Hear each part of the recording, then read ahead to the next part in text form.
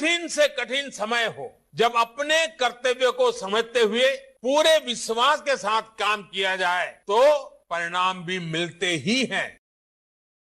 जनमानसाच्या हृदयापर्यंत पोहोचत असलेल्या या आवाजाची जादू देशाच्या सीमांसह आंतरराष्ट्रीय मंचांवर पसरली आहे.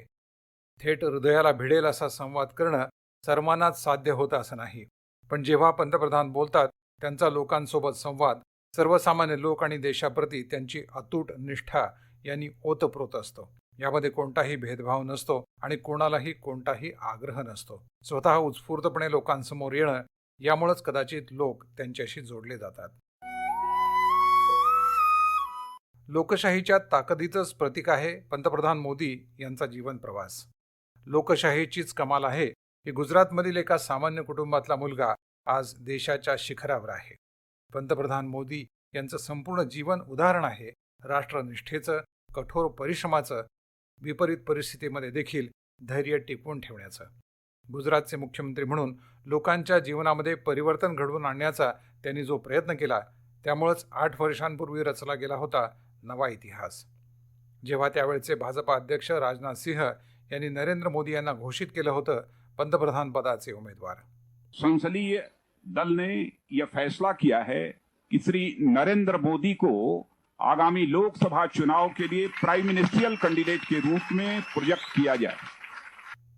2014च्या निवडणूक निकालांनी सिद्ध केलं की भारतीय जनता पार्टीचा निर्णय किती योग्य होता.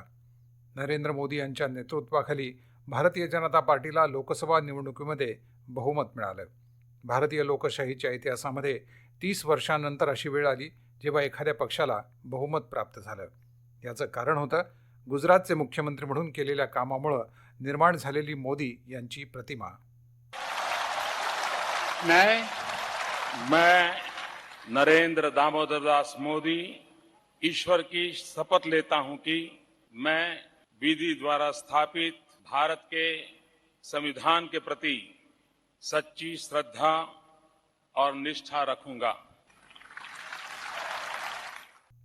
जीवनातील आव्हान असो किंवा मग राजकारणाची, त्यांच्याशी लढा देणं आणि आपल्या ध्येयावर नजर टिकवून ठेवण्याची सखोल शिकवण देते पंतप्रधान यांचं व्यक्तिमत्व. ज्याचा पाया आहे संघटनेच्या दिवसांपासूनच त्यांनी घेतलेलं राष्ट्रनिष्ठेचं व्रत, ज्यामुळे त्यांना नवा विचार दिला, नवा उत्साह दिला आणि गरीब, शेतकरी, महिला आणि सैनिकांसाठी काम करण्याची अपार ऊर्जा दिली. यामुळेच पंतप्रधान मोदी यांच्या प्रत्येक निर्णयामध्ये दिसून येते गरिबांची वेदना, त्यांचे अश्रू पुसण्याची तळमळ आणि राष्ट्राप्रती अगाध प्रेम. जान हथेली पर लेकर के दुश्मनों की छाती पे गोलियां दागने के लिए मां के पैर छू करके जो सीमा पर जाता है, यूनिफॉर्म पहन करके दिन रात ड्यूटी करता है, उसकी आंखें दिन रात दुश्मन को तलाशती रहती है. क्या ये भूखा मर रहा है इसलिए कर रहा है? पेट की खातिर लोग सेना में जाते हैं. अरे वो रोटी खानी है तो पत्थर पे लात मार करके रोटी कमा सकता है, वो तो गोली खाने के लिए जाता है, मां भारती के लिए जाता है. स्वातंत्र्याचा 75वा वर्धापन दिन येत आहे. या दरम्यान एक पिढी अशी आली आहे ज्यांनी स्वातंत्र्याच्या आंदोलनाच्या कहाण्या पुस्तकांमध्येच वाचल्या आहेत. परंतु स्वातंत्र्य लढ्यातील अज्ञात नायक स्वातंत्र्य लढ्याच्या मूल्यांपासून ते दूर आहेत. गांधींचे अनुयायी असलेल्या पंतप्रधानांना कल्पना आहे की जोपर्यंत नव्या पिढीला ती मूल्य संघर्षाबद्दल सांगितलं जाणार नाही, त्यांच्यामध्ये राष्ट्रप्रेमाचा जागर करणं अवघड राहील. यामुळेच पंतप्रधानांनी स्वातंत्र्याची कहाणी घेऊन सुरू केला आहे नवा कार्यक्रम आझादी का अमृत महोत्सव. या अंतर्गत देशव्यापी कार्यक्रम आयोजित करण्यात येत आहेत. आजादी का अमृत महोत्सव.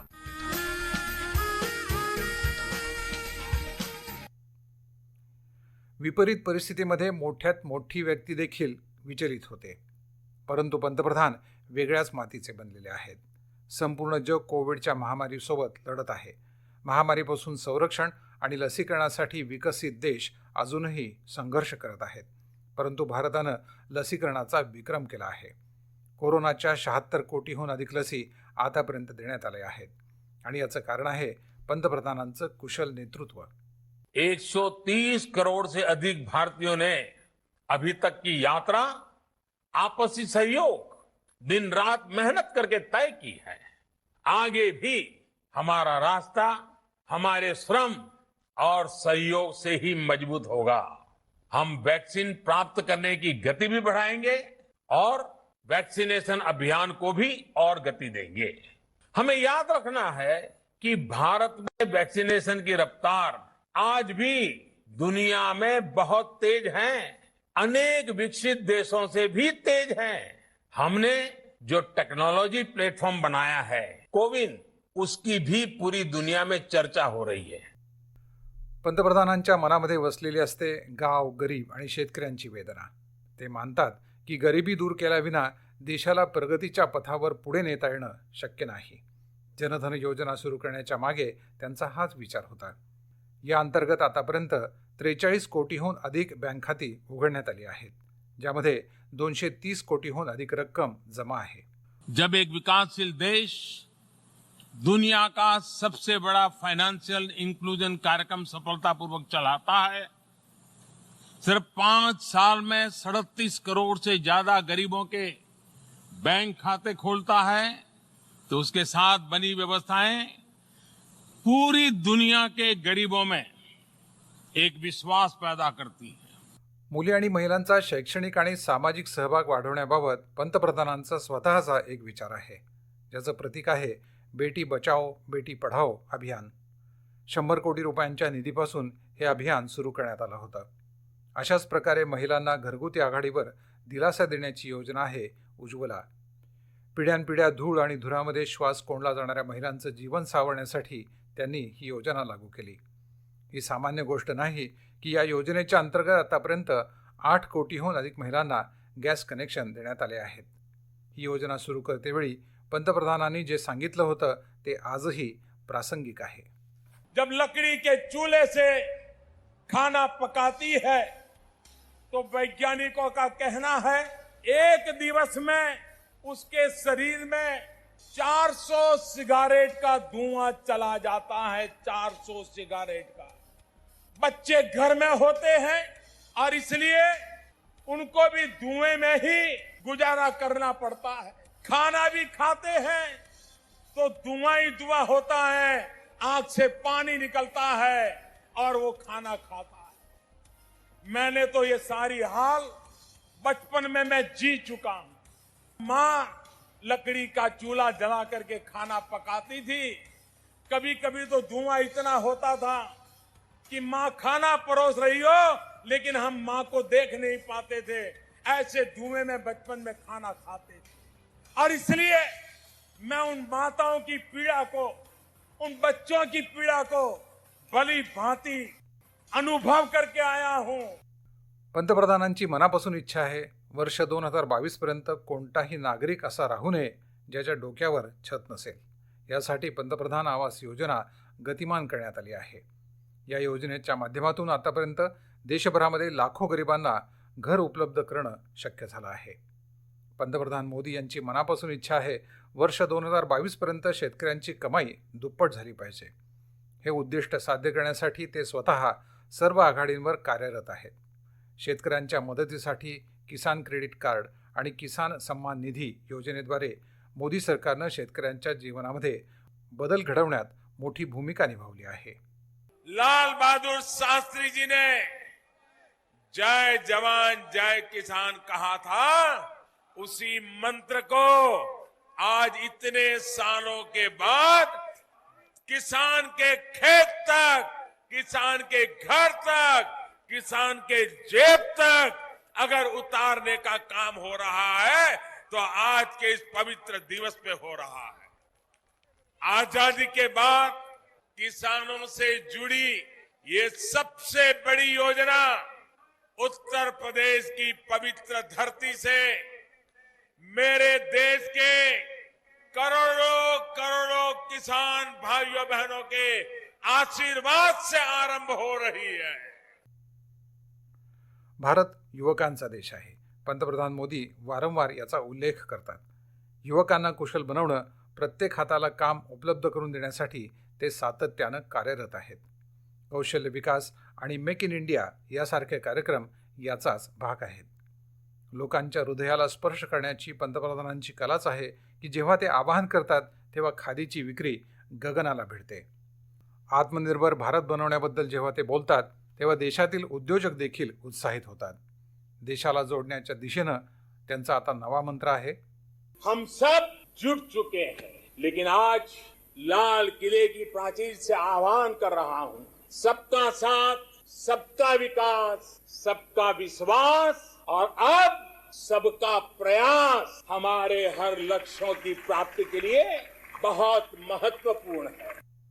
खेळ, खेळाडू, योग आणि फिट इंडिया यांना सर्व लोकांपर्यंत जोडण्याच्या पंतप्रधानांच्या मोहिमेमुळे यावर्षी टोकियो ऑलिम्पिक्स आणि पॅरा ऑलिम्पिक्समध्ये रंग भरले.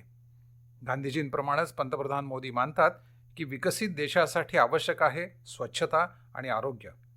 पंतप्रधानांच्या मते स्वच्छतेच्या विना विकासाची कल्पना करणं योग्य नाही. याच विचारामुळे त्यांनी स्वतः आपल्या हातांनी स्वच्छता मोहीम सुरू केली. मोदी पहिले पंतप्रधान आहेत ज्यांनी स्वच्छतेला न केवळ राष्ट्रीय अभियान बनवलं तर लाल किल्ल्यावरून शौचालय क्रांतीचं आवाहन देखील केलं. गंगेबाबत त्यांच्या अतूट श्रद्धेचं प्रतीक आहे गंगेच्या स्वच्छतेसाठी समर्पित नमामि गंगे योजना. नमामि गंगे मिशन के तहत बिहार सहित पूरे देश में 180 से अधिक घाटों के निर्माण का काम चल रहा है. इसमें से 130 घाट पूरे भी हो चुके हैं. देश में गंगा किनारे कई जगहों पर आधुनिक सुविधाओं से युक्त रिवर फ्रंट पर भी काम तेजी से चल रहा है. पटना में तो रिवर फ्रंट का प्रोजेक्ट पूरा हो चुका है. मुजफ्फरपुर में भी ऐसा ही रिवर फ्रंट बनाने की परियोजना का शिलान्यास किया गया है. पंतप्रधान मोदी यांच्या व्यक्तिमत्वाचीच कमाल आहे की आज परदेश धोरणाच्या आघाडीवर देशाला यश मिळते आहे. चीनच्या कुटील धोरणाच्या तुलनेत देशाला America, Japan, Russia, France, Britain, दक्षिण आशियाई देशांचं समर्थन मिळणं ही काही सामान्य गोष्ट नाही.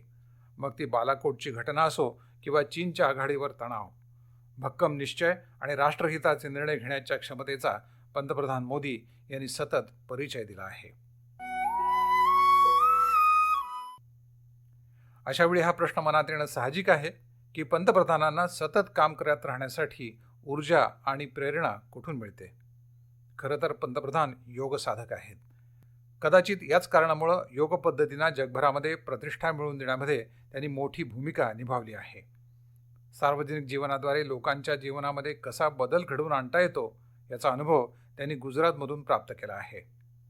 13 वर्षांपर्यंत मुख्यमंत्री असताना त्यांनी जे कठोर परिश्रम केले, जी दूरदृष्टी दाखवली, त्यामुळं समोर आलं गुजरात मॉडेल, ज्याच्या प्रेमात पडला संपूर्ण देश.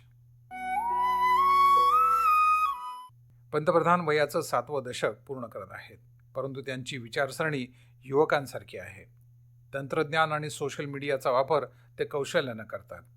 त्यांच्यासाठी सोशल मीडिया लोकांपर्यंत आपलं म्हणणं पोहोचवण्याचं उत्तम साधन आहे. गांधीजी आणि अटल बिहारी वाजपेयी यांच्यानंतर पंतप्रधान मोदी असं पहिलं व्यक्तिमत्व आहेत ज्यांच्या आवाजानं उत्साहानं उंचावले जातात कोट्यवधी हात, ज्यामुळे लोकांच्या मनात जागी होते देशाच्या सोनेरी भविष्याची आस. आसमां में सर उठाकर घने बादलों को चीरकर रोशनी का संकल्प ले, अभी तो सूरज उगा है. दृढ़ निश्चय के साथ चलकर, दृढ़ निश्चय के साथ चलकर हर मुश्किल को पार कर घोर अंधेरे को मिटाने, घोर अंधेरे को मिटाने अभी तो सूरज उगा है.